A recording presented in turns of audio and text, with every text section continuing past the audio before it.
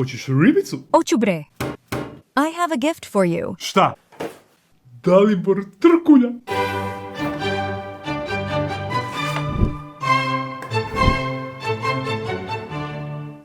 A sad, ribice.